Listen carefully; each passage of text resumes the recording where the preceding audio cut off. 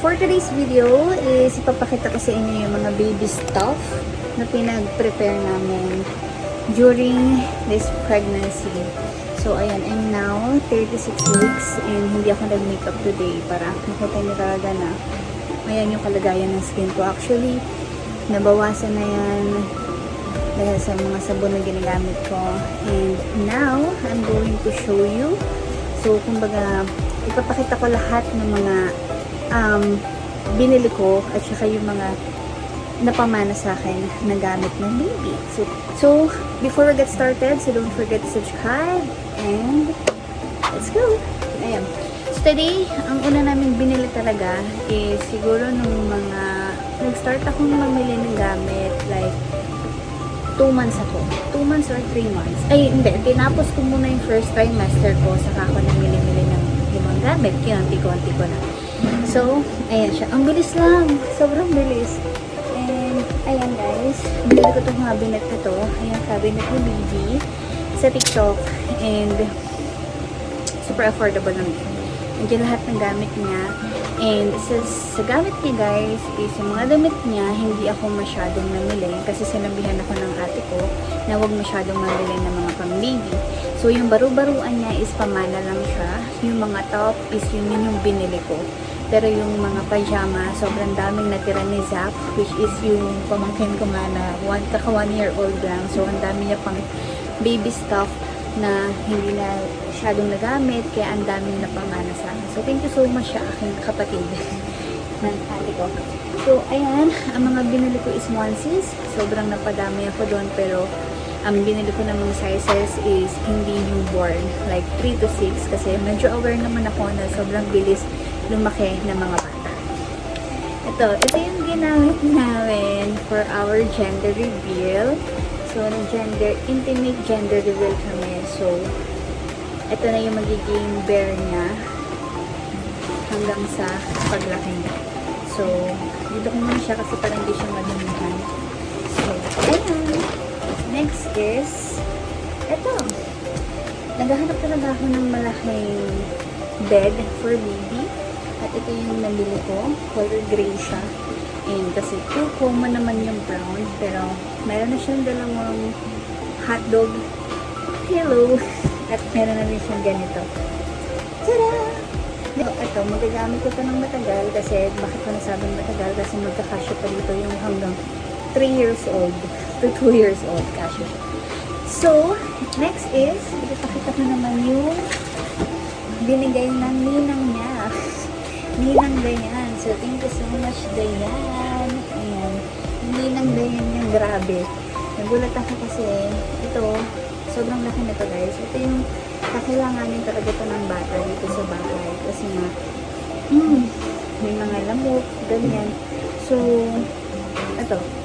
Itong nest na ano na to, sobrang ganda niya guys. Ang laki. Kasi yung binili kong higaan ng baby. So, thank you so much. Sobrang spoiled ng baby ko na yan. Alam mo yun, hindi pa nakakalabas pero super dami na niya agad na Thank you so much, Ate Aiko, kasi sobrang nakakatipid ako dito. Ito yung co-workmate ko, si Ate Aiko, yan. Siya yung nagbigay sa akin ito, pinamana niya, kasi hindi nga siya masyado doon breastfeed or hindi siya masyadong gumamit nito. Ito, sobrang nakatipid na ako dito kasi nasa cart ko na to, pero super lucky ko. Ang mahal din ito So, thank you, Ate Aiko. Ayan siya.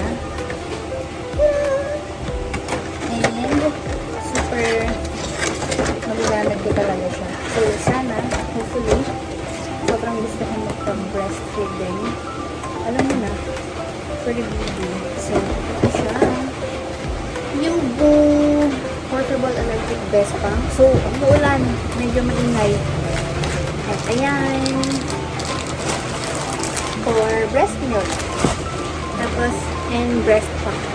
Also, this diaper, ito pala yung nabibili ko kasi hindi ko alam kung mahihiyangan yung baby sa diaper na bibili ko.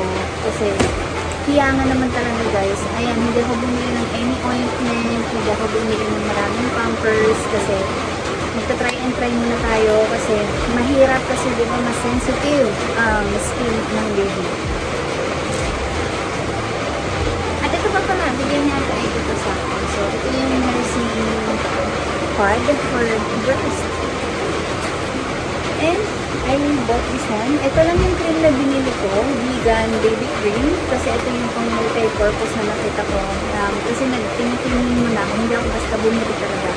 Yung mga, especially mga ointments, mga lotions, etc. Kasi newborn pa naman, so hindi masyado daw magagamit ng baby. Kasi, like, yun nga, ito, yung mga ganito, hindi ako bumili kasi, pang mga 3 months na siguro. Wipes from Ninang Dayan, kasama ito binigay niya sa akin. Ayan, for the baby pala. Pinili kong wipes. Ayan, Mini Love. Love, ayan yung mga binili ko. For detergent, ayan, nilalit ko na yung iba nito kasi naglaba ko ng mga baby clothes. Tapos, pang-refill, another detergent kasi bakit ang dami ba akong ginit? Kasi ito yung usual na nilamit ko talaga. Shampoo, nabigay ng Ninang Dayan niya. And binili ko. And from Ninang Dayan. So, thank you so much, Ninang Dayan. Ito hindi ko na makalala. Pero hindi dapat ng ate ko. At ito naman guys, is breast pump rin siya. Bigay naman ko ng tita ni Raven. So, thank you so much po, Mama Raven. Ayan, thank you. And this Chico baby bottles. Thank you po. And last but not the least, the Carrier. Alam ko na to. Gagamitin lang yun. Pero pag malaki na siya, diba? Kasi, wala naman ako sa mga bata. Guys, kasi sa dami ng pamangkin ko talaga, sa dami ng pamangkin na nagdaan sa akin, sa amin, sa pamilya namin, aware naman ako kung paano magpalaki ng bata. Pero, kakaiba pa rin pala talaga kapag ikaw na yung nanay. So, ayan. I'm super excited because I'm 36 weeks pregnant today. And sa susunod na video na ipopost namin is nangitlog na ako. So, that's it for the nesting video. So, isasingit ko lang kung bakit hindi ako bumili ng mga ganito. At bakit hindi muna ako bumili ng bakit ito pa lang yung Pampers na binibili. First is ayan. Nag-research ako, nanood-nood ako ng mga first time mommies, nanood-nood din ako ng mga payo ng mga mami na marami na rin babies, and syempre, nag-gather ako ng mga information before I bought bumili ng mga stuff, like mga ointments, diapers, kasi guys, may tendency kapag marami naman yung binili ko, eto, pag sobrang dami ng binili ko nito, is hindi ko sure kung magagamit ba niya talaga, kasi pwedeng maging ito sa kanya, pwedeng mag-cause ng rashes, or kung pwedeng mag-cause ng hindi siya hiyang, mga gano'n. So, bumili muna ako ng mga diapers na ganito, or kung hindi isang piraso, I mean isang pack, yan man yung binili ko, hindi mo na ako nag-stock ng marami nga, kasi nga, baka in the end, masayang siya. So, sa mga ointment naman, yes, I know it's safe, but hindi ko naman sure kung mahihiyangan din siya ng baby ko paglabas niya, kasi ang skin natin is very sensitive, especially the babies, diba? So, hindi pa naman din daw masyadong gumagamit yung mga newborn ng any anik-anik. Bumili nga ako ng pabango ng baby pero ng newborn pero ako ang gumagamit kasi sinabihan ako na hindi pa naman gumagamit ng any pabango, pulbo yung baby. Kaya wala ako dito. But ayun na lang yung paghahandaan ko next time. So, ang ginagamit ko for my tummy is itong anti-stretch mark mom cream. Mark cream. So, pwede nyo siyang nasa showcase ko yan sa TikTok. So, kung gusto nyo makita. Guys, i-follow nyo ako sa TikTok for more information. So, ayan guys. I hope you learned something today as a first-time mom.